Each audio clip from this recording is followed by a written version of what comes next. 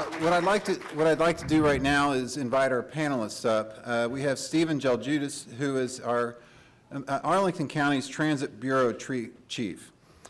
Stephen also is bringing a lot of experience both in the public and private sector, and he's also a former mayor for the city of Tacoma Park, Maryland. We're also delighted to have Kelley Coyner. She is the new executive director of the Northern Virginia Transportation Commission. She was reached that appointment in April 2013. And finally, we have Tom Fairchild, who is with Mobility Lab. He's the director of Mobility Lab.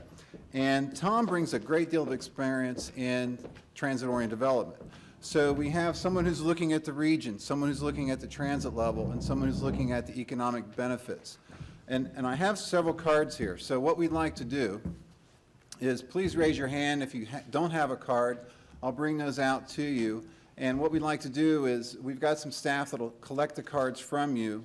And Jason Besky from our Urban Design and Research section will be looking at those questions and posing them to the panelists. So if there are cards or questions available now, we'd like to collect those. And then I have some more to hand out. So just raise your hand if you have a card or you would like one.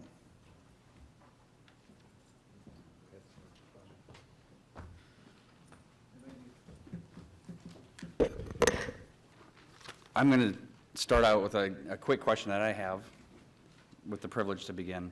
And if all of you could address this, I think it'd be simple, and maybe you don't have an answer, but I'm curious about whether or not you have a favorite metro station and what that is.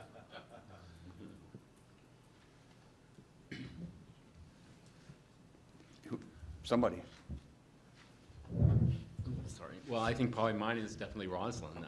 I use it every day. Mobility Lab is located in Roslyn, and I'm thrilled to hear about the plans for Roslyn. I know how crowded it can definitely get on the platforms and running between the trains. So that would be my choice. DuPont Circle, love the quotes coming out of the metro, and it was my first metro station.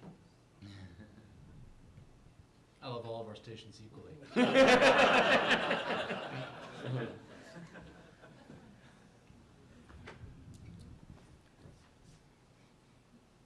I think for me, probably Ballston now, because it's got the greatest accessibility at the one stop that we have.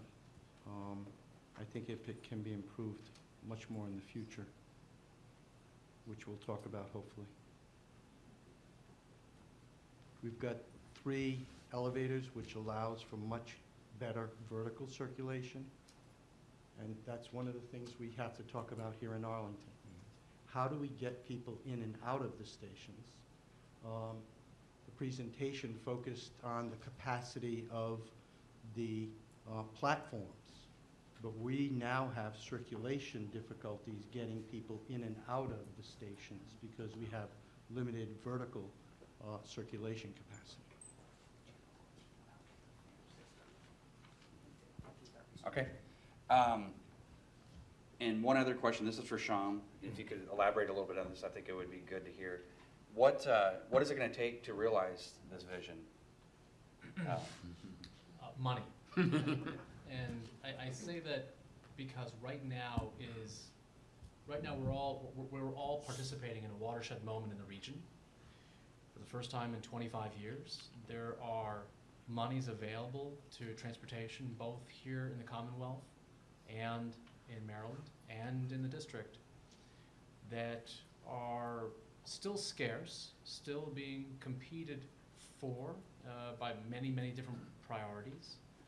And what it will take is us deciding as a region that this investment we've made in transit was a good one, that it served our region well, that it's anchored our prosperity, that it's given us a status as a globally competitive region, and it's one that we wish to double or triple down on.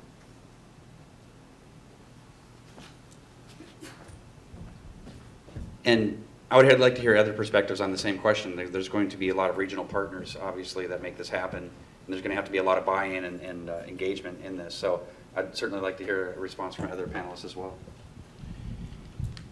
My job all day, every day, is working with regional partners in Virginia, and I think that we have to make the case that transit is about economic access and economic growth in Northern Virginia, and that our success here fuels the same for the rest of the state. What we have is so very different than anywhere else in the state, and it's really hard to appreciate that when you live in Arlington County and there are 11 transit stations, and there's the kind of prosperity that we see from that. And so I think that to get that money that you're talking about, we have to understand how that translates to other places. And the example you just gave about vertical transportation, Steve, is a really good example of the challenge of explaining that somewhere else. A few weeks ago, I was in Richmond, where I listened to people who should know better question the investment in the Roslyn elevator as though that were frivolous in some way. And I think that there's sort of the need to make those kinds of things very, very tangible.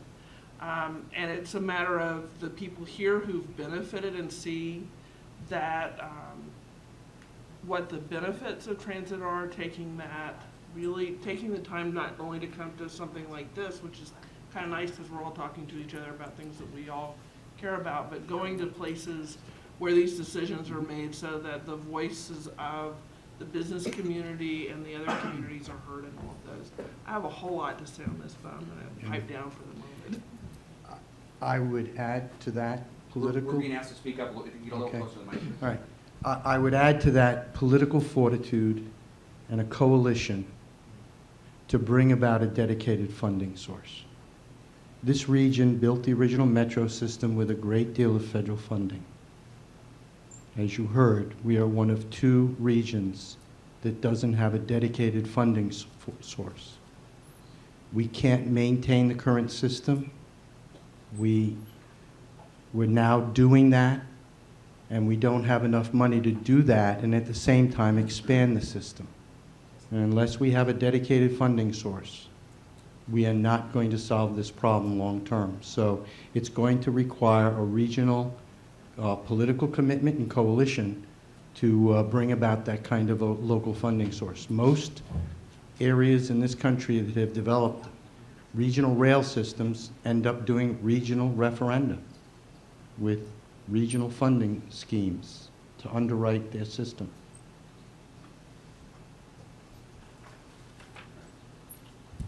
All right, the next question is in relation to, Mr. Duffy mentioned a planning initiative going on in Roslyn right now called Realize Roslyn, obviously the metro station at the heart of that. How might that initiative address metro, and when new information is coming out, how can the county in its planning process remain nimble in order to address metro and its planning initiatives? So, as a just point of information, I know that my staff has been fortunate enough to participate in at least some of the public programming as well as some of the thinking that's going into Realize Roslyn, and we've been coordinating with Mr. Duffy's staff regarding the Roslyn sector plan, and that's certainly a treat for us. One thing that I think does need to factor into decisions is to take the same type of thinking that was applied in the Crystal City plan, which took person throughput as a mobility measure, and to expand upon that and think about overall trip generation and mode assignment within Roslyn to either right-size the amount of future development that can be contained within the existing and reasonably expected to be funded transit and transportation network, and also then create for us what your anticipated vision for the future of Roslyn means in terms of necessary capacity. Here's what I mean by that. If we take a look at the amount of development right now that it's either been built or that is underway in Roslyn, and we simply ask ourselves how many, from a metro standpoint, how many transit trips does that mean? Any way I slice that number, I arrive at an answer that tells me more transit trips than I can currently already accommodate. And so if the Realize Roslyn plan comes back and does not either have a very strong voice and also call for additional capacity investments to accommodate the ridership, it in some way risks undermining its own future success. So those two forecasts need to be put forth, and you're going to have to live with one of them, depending on what funding is ultimately available. Does that make sense?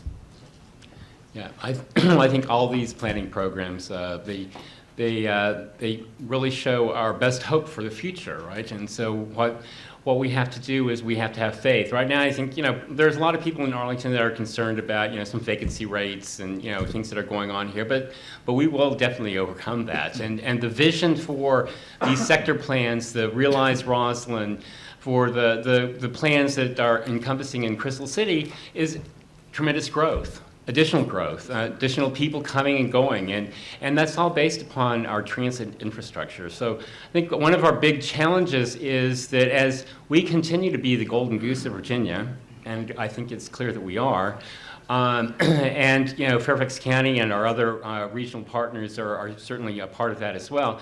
How do we talk to the rest of the state and convince them that these investments are very critical to make this happen? And how do we also have, within our own boundaries, the determination to continue this growth that has powered our great school system, that has powered the great quality of life that we all enjoy? And the work that we do at Mobility Lab every day is to make it easy to bike, walk, and use public transportation. That's our role of Arlington County Commuter Services. All of our partners, Bike Arlington, Walk Arlington, Giudice, Bike Arlington, Walk Arlington, commuter stores, et cetera. And what we do every day is encourage people to use these systems, but if they're at their peak capacity, at what point do we degrade our own opportunity to grow and to have this economic might that is great for the entire state? So we're excited about these plans like Realize Roslyn. Certainly there is an opportunity for this economic growth in the future as our country grows, but how do we make it happen? That's really the challenge that's before us. The only other point I'd make is that what we've been shown is a regional vision, and I think we need to speak to that regional issue. The additional station at Roslyn will connect the Blue Line in a way that it's now been disconnected. But if we do not have the river crossing, we're putting more people into the existing capacity of the single river crossing, which is 26 trains an hour. With 8-car trains, you've got to think about what we're looking at in the future. Silver Line capacity, Orange Line capacity.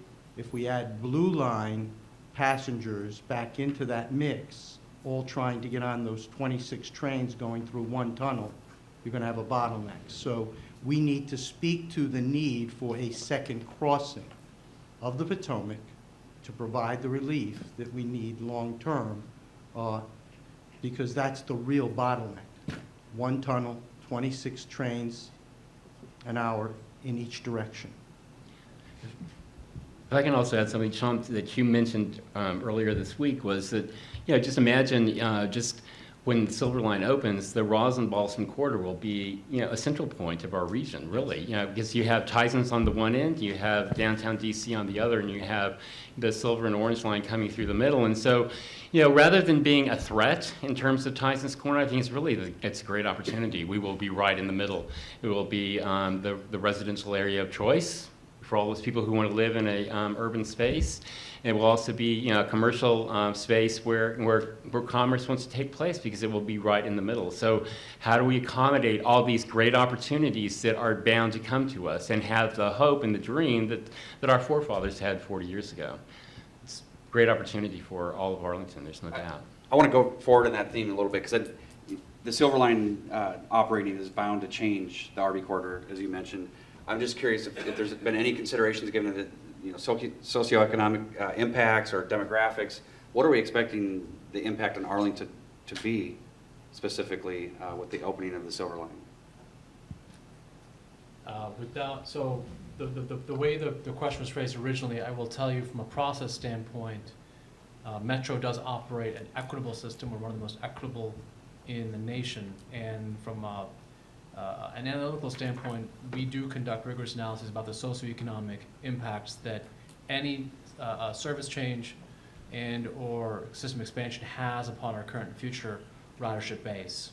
And that, I just want to put that as a preface because the word socioeconomic is hanging out there. I want to make sure that we're very, very cognizant of how fare changes and how service changes impact those who are more well-resourced and less well-resourced, minority and non-minority as well. In terms of the impact, I spent a lot of years doing real estate advisory for developers. And what I can tell you anecdotally is that when the Silver Line was green-lighted, the developers largely agreed that the RB corridor would become essentially the fulcrum of the DC economic environment, and that it allowed you direct access to both of the sons of our economic solar system on transit. And so absolutely, Tom, I think that the notion that the demand for residential development in the RB corridor only becomes more pronounced is certainly out there in the investment world. And the question becomes what type of office opportunities and private office opportunities are long-term sustainable. All this is, to sum all this up, the pressure, the development pressure on the RB corridor is only going to become more pronounced. It will be the place where you can work big but live cool. Very few places in the DC region offer that. And locally, I think it's going to change some of our travel patterns. East Falls Church is the first port of entry, if you will. We've always, we've got to start thinking about how do we make better use of that in terms of getting people to get there by transit and having feeder services. Just as an example, we run the 53 through North Arlington. There are lots of people who live in North Arlington, they work in Tysons. If we can get them out of their cars, all the better for 66 and other places. So, if we can build a better local and regional bus network that gets people into the lines, you're just going to create a richer market for the residential and for the office market.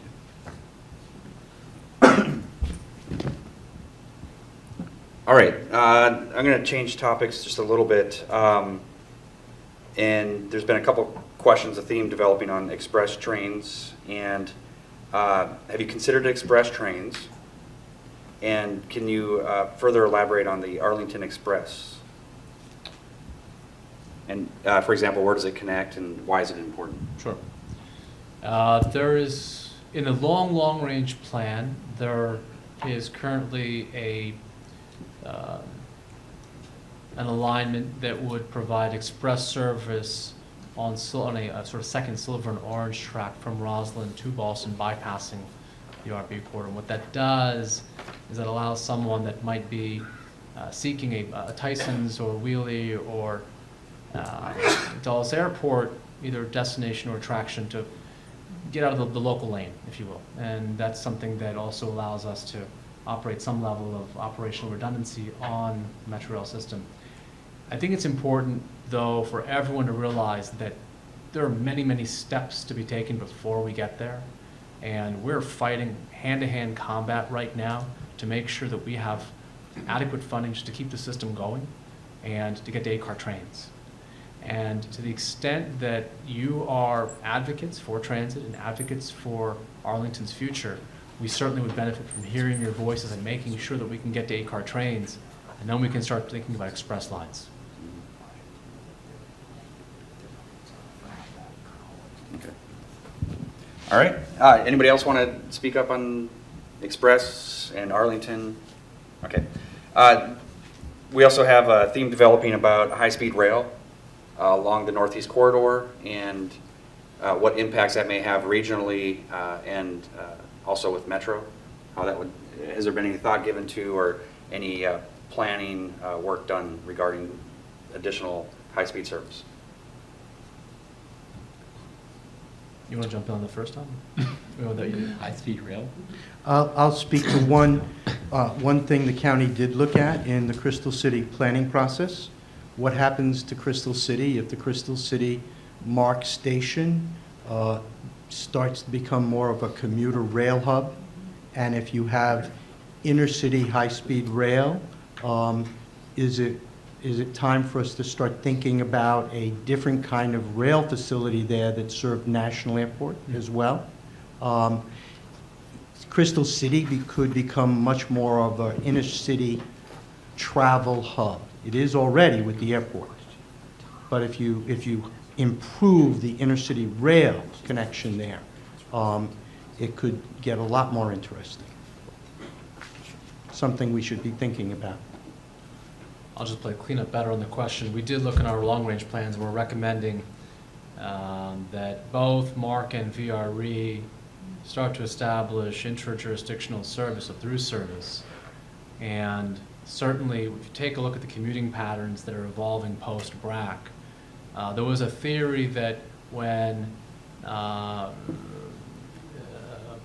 jobs moved up to Odenton, that the household would follow. Well, that's not the case. We're actually seeing significant amounts of rail customers that are making multiple trips on multiple systems in order to get to their job. And so we need to have the transportation system that can get them there in a more efficient manner. That we're looking at. As far as high-speed rail, there are lots of ideas. We're not a high-speed rail company, so I don't want to opine on what the high-speed rail companies are proposing.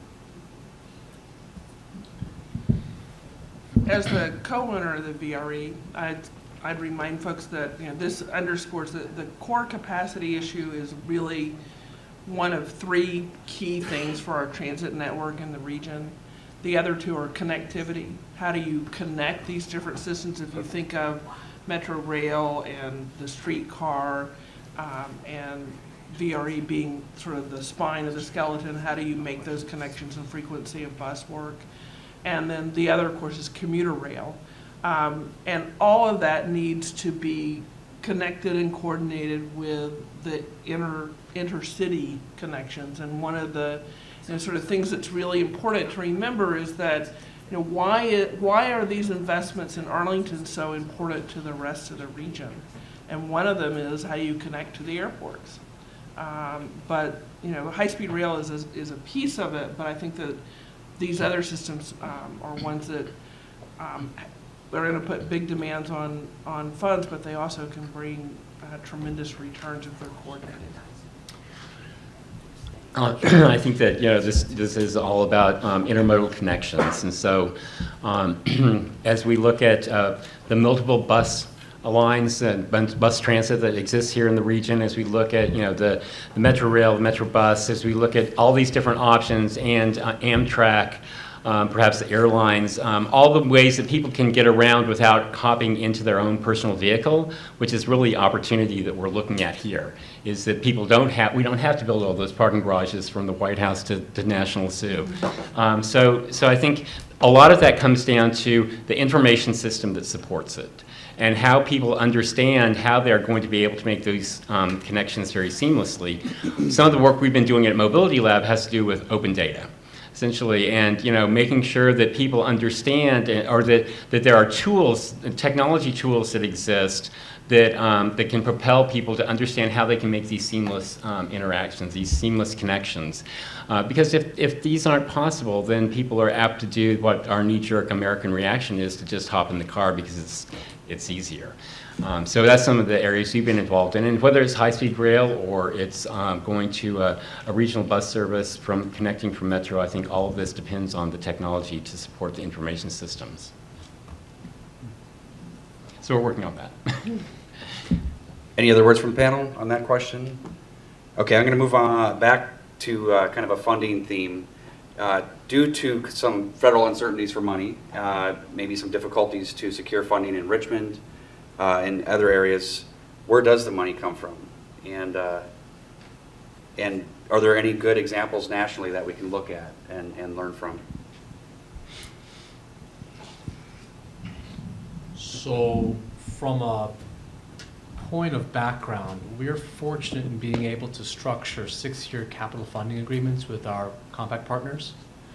And what that means is that we do sit in a room, order the pizza, and lock the doors until, as a region, we can agree on what it is that we collectively are willing to fund from a capital standpoint, the physical stuff that makes the system work.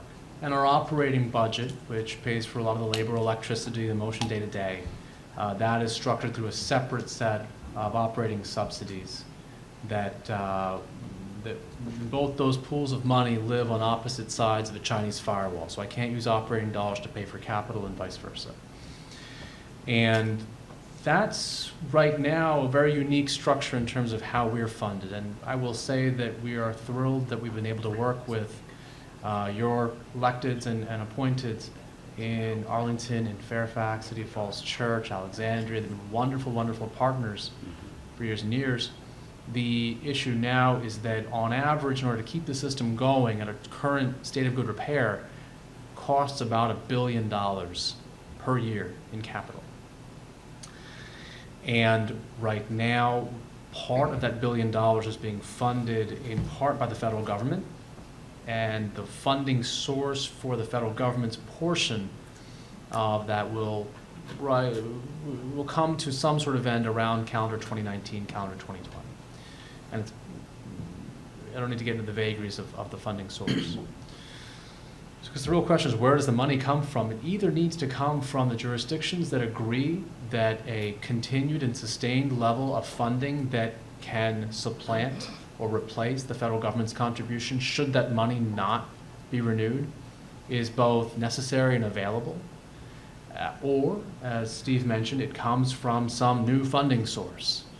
And we start to model ourselves after the other regional and trans-jurisdictional transit systems that enjoy fundings from sales tax, from property tax, from deed and recordation taxes, tolls. The Port Authority, actually New York, funds part of the transit system. Those discussions are ones that are complicated, they're thorny, and we'll have to decide whether or not the monies that have just been authorized in Virginia and in Maryland and DC are enough. And if we find out that they weren't enough, then we'll have to come back to that regional discussion. I'm hopeful, though, that we can make wise decisions with the monies that have just been authorized, and that we make those decisions to spend them in transit. One of the most interesting discussions that happened at the Council of Governments one time was when we started looking at different alternative ways to fund things. And one of the ones that intrigued me the most, and it's a totally different kind of source, is a payroll tax. Very small percentage. Every single employee, every single employer contributing to a regional transit system. We're talking tenths of a percent probably. It's new, it's different. But, you know, as much as we in transit try to serve the non-commute trip, the commuter trip is the core of the system. And you know, it'd be a different way to help sustain the system regionally. I think we have to be creative. We have to start thinking of different things. I don't want to tie it to the gas tax. You know, we've got to think of something different. You know, I think everyone in the industry knows that the gas tax is not the right way to go. And so we've got to think of new ways. The thing with the gas tax, which is fascinating, is that when it was instituted, let's say the actual rate paid in terms of percentage by the customer was significantly larger than it is today. You have a tax that really hasn't grown with inflation or with the price of fuel in decades and decades and decades, and so the actual taxation rate was 4 to 5 times higher than it's being paid today on a per gallon basis. So it's a static rate on a declining source of long-term revenues in a region, a nation where VMT is flat or declining. Not a great wagon to hitch your dreams to. One of the interesting things about a payroll tax or sales tax or any of these regional sources is that these are tools that also reflect rises and falls in the regional economy.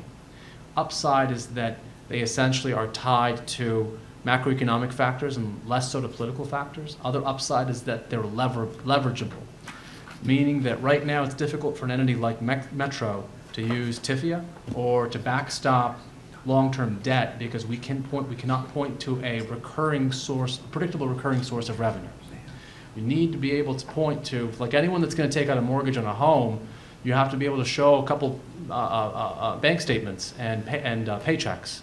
And the bank wants to make sure that you have a steady paycheck. Well, a bank would want to make sure that Metro has a steady and predictable paycheck, and our negotiated agreements don't quite cut it. Downside is that we find that when local economies rise and fall, so do the revenues. And I think that there are some that argue that tying capital funding for Metro to a regional payroll or sales tax or property deed and recordation would put us in a situation where we're susceptible to regional economic fluctuations in an industry and in a role where we really need to be insulated from those fluctuations. So there are arguments on both sides. We trust our leaders to make the right decision. All right, moving forward, the downtown loop concept, connecting the downtowns.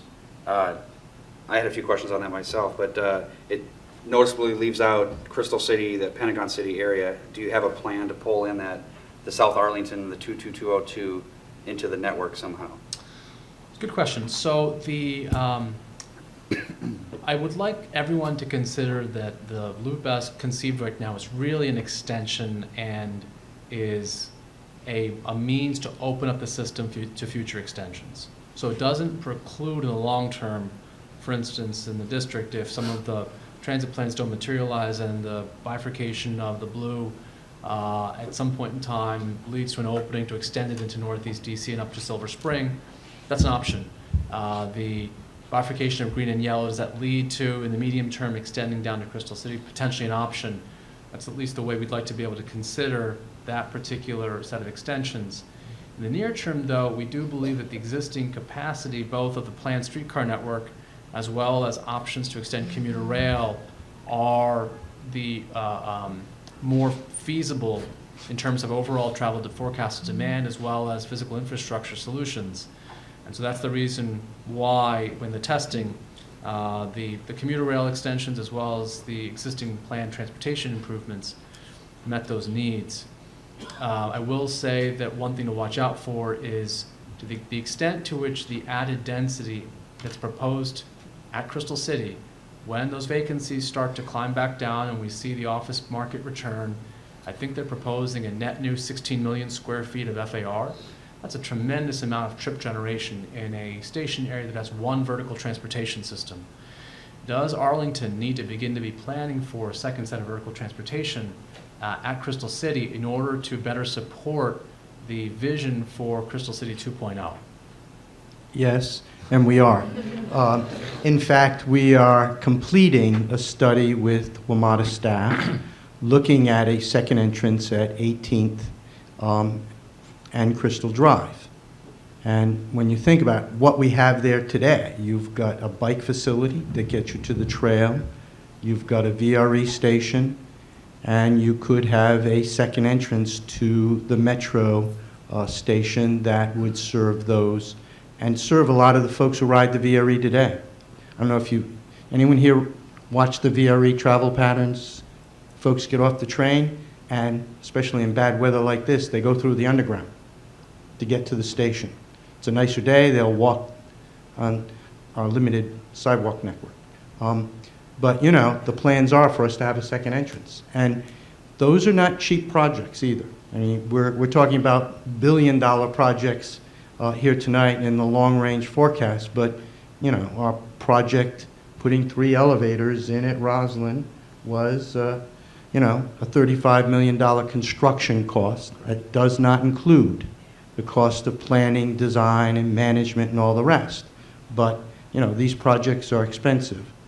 So we are looking at that, and that's one of our priorities.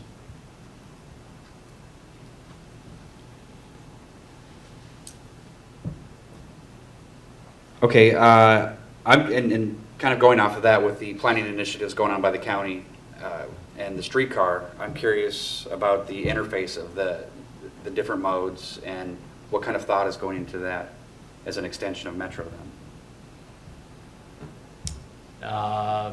To the last bit of that, as an extension of Metro, maybe is not the appropriate way to, so streetcar right now in the region is being planned by local jurisdictions And we are hopeful and excited about making sure that the systems talk to one another.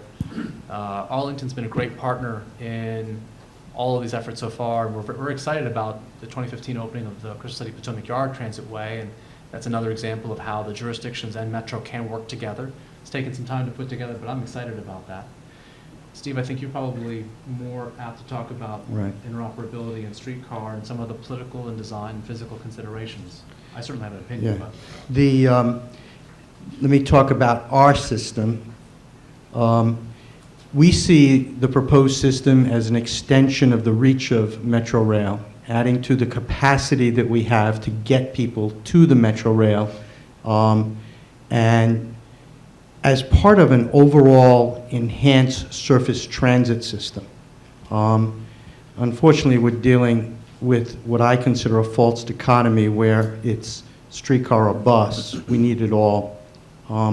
And the plan doesn't call for just a streetcar. It calls for a streetcar with additional bus service, with many of the features that we hope to implement with the streetcar, like off-vehicle fare collection and multiple door boarding.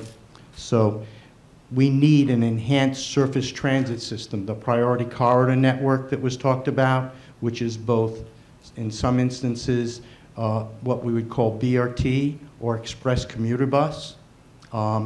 And a big decision for us in the future, both with streetcar and with the bus services, is can we get dedicated lanes, as you noted.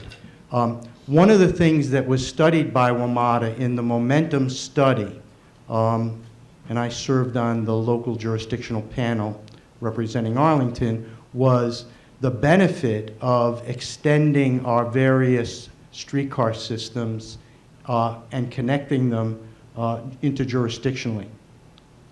If you would envision a streetcar connecting into the District of Columbia, more or less in the 14th Street Bridge corridor, and what happens with the District of Columbia streetcar system if there is an interjurisdictional connection with the Northern Virginia system. And what does that do for ridership? And there is a significant jump in ridership when you have that interjurisdictional connection and you do not need to do what we would call a forced transfer. For the most part, we're going to be feeding into the existing Metro Rail system in the District of Columbia, in Northern Virginia, and in Maryland. And what we've got to start looking at is how do we connect those systems into more of a regional network.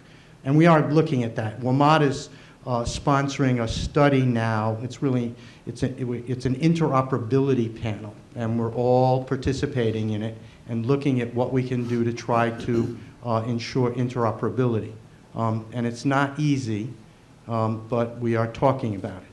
and I would commend, Steve, I know that you're part of this working group. I can't stress to you enough how challenging it is for Steve and his counterparts in the other jurisdictions to come to the table and essentially open the kimono well ahead of very, very expensive, very politically charged discussions that have not come to fruition.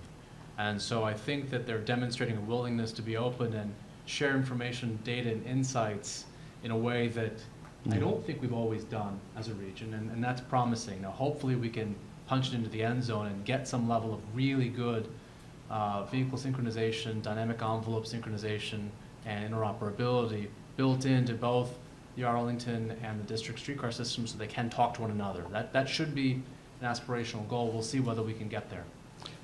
One point I'll make is a big part of that is the vehicle decision. Correct. The District of Columbia, in their planning processes, and to this point, have purchased the Skoda vehicle or the vehicle that is now being made in Portland by United Streetcar.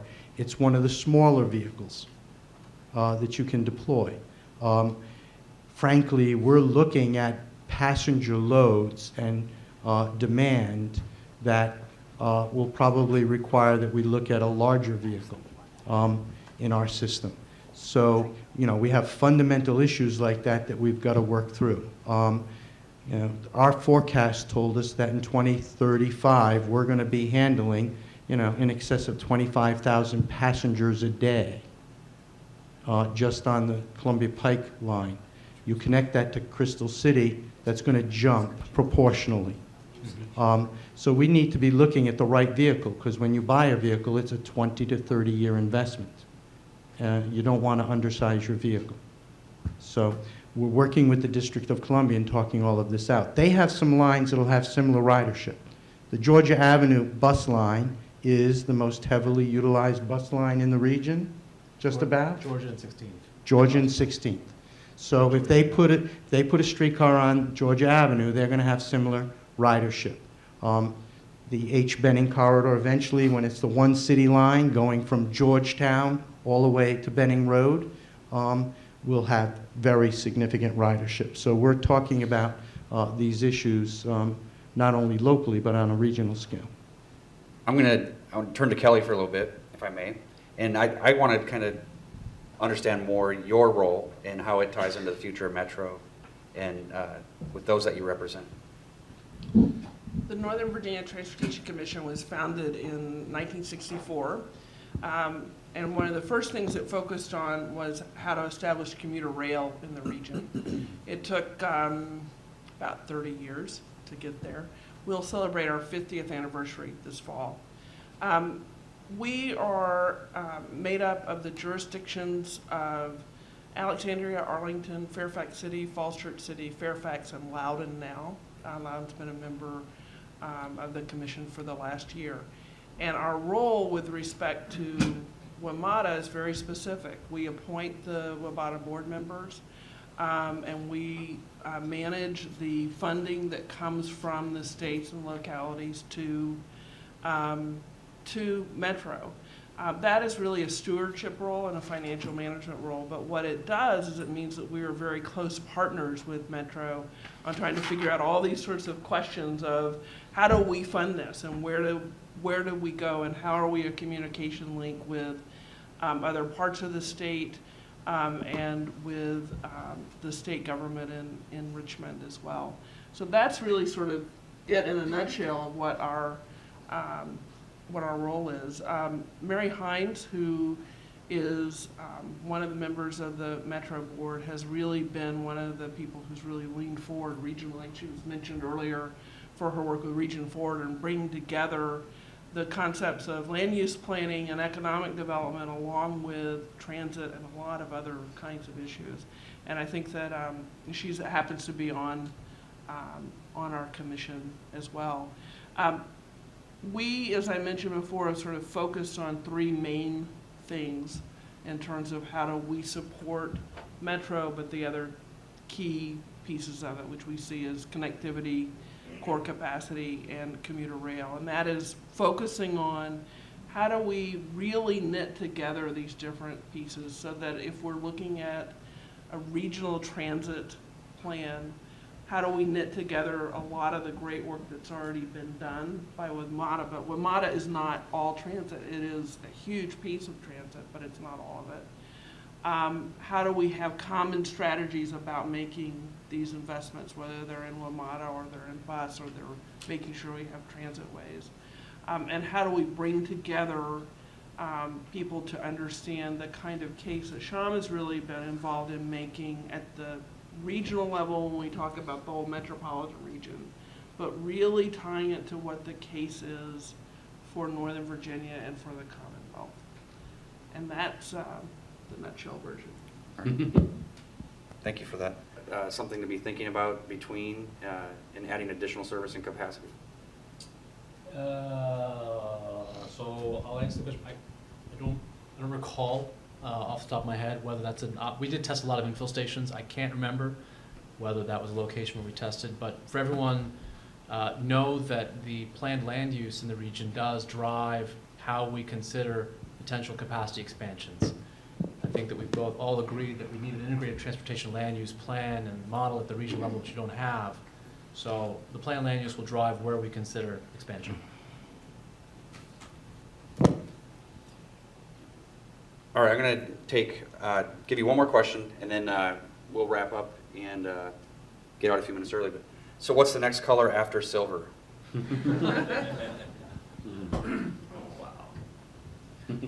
Where does it go? Well, Tom, I think you should answer that one. Actually, could I change directions on this last question for a moment? We've talked a lot about spending, we've talked a lot about dollars and cents, we've talked a lot about the need for additional investment, and maybe it'll be helpful to close with something that's already being done here in Arlington, and I do want to give nod to the work that Tom's doing at Mobility Lab, which we need to be replicating at a regional level.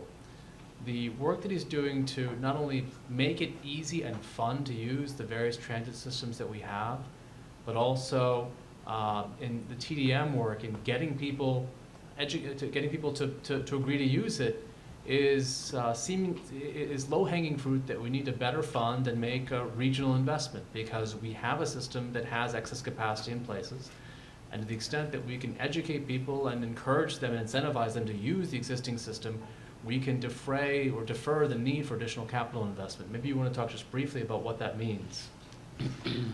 Well, certainly, I would first like to say that it's not just Tom, obviously, it's a big team. Arlington County Community Services, as I mentioned earlier, encompasses a lot of different TDM programs across Arlington. You're probably familiar with the commuter stores and Bike Arlington, Arlington Transportation Partners, et cetera. But we do work hard to make it easy to bike, walk, and use public transportation for people that actually use these systems. And I think, as was mentioned earlier, one of the big challenges is to show these intermodal connections and how easy it is to get between them. Because we know that for transit, it's really that connect. It's not just getting on at Ballston, it's getting to Ballston to get on at Ballston. So, whether you're going to walk, whether you're going to bike, whether you're going to take the 23A, from, up Glebe Road or whatever the case might be, you have to get there first, and we have to make it really easy for people to understand how they can do that. And we talked about the fare media. How do we make that easy for people to be able to understand quickly how they can board the system and pay for the system? And we have so many visitors that come and do. How do we quickly integrate them into the system? So all of these takes training. It takes working with humans, and humans are quirky little creatures, and don't always understand how all these things work. So of course, I was recently in Atlanta, and I tried to board the MARTA system, and it seemed like a very, very alien concept for me as I looked at that machine. It reminded me how difficult it is for people to understand immediately how to use our own. So we need to make it very easy, not only for our own residents, but for our visitors and everyone else to be able to use our systems. And we're proud to be engaged in that process every day with our partners. We do a lot of work collaboratively. We're also right now engaged in a process of trying to nurture a group of techies, if you will, who are very interested in how these systems work and developing new applications to make it easy. So, and all of you are partners in this process. I wanted to give a call out to Chris Hamilton, who is the bureau chief, my associate for Arlington Commuter Services, and he helps make it all happen. One of Arlington's successes is that we do reverse commute, because we have a housing balance with jobs. We've got roughly 220,000 people, more than 200,000 jobs, and every day we move more than a quarter of a million, more than 250,000 people ride transit. They either begin or end their trip in Arlington. Think about that. 220,000 people, that's citizens, so that includes the kids and everybody else who doesn't count, because they may not ride public transit until they at least get to middle school. 200,000 jobs and 250,000 trips. Because we have the reverse commute. There is capacity in the metro system if we do a better job regionally with our land use, because there's lots of capacity in the reverse commute that's untapped. And that's one of our challenges as a region. Can we do a better job creating a better job housing balance regionally to better utilize the reverse commute capacity in our system? Last thought. Okay, well, that concludes our panel discussion. Thank you, everyone.